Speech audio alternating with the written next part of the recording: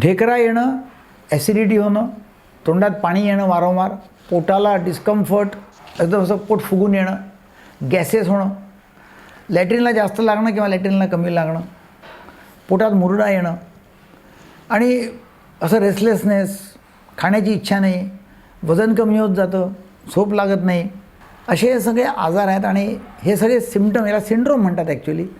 हा फक्त पोटाचा विकार नाही आहे, हा सायकोसोमॅटिक आजार आहे. याला म्हणतात इरिटेबल बॉवेल सिंड्रोम.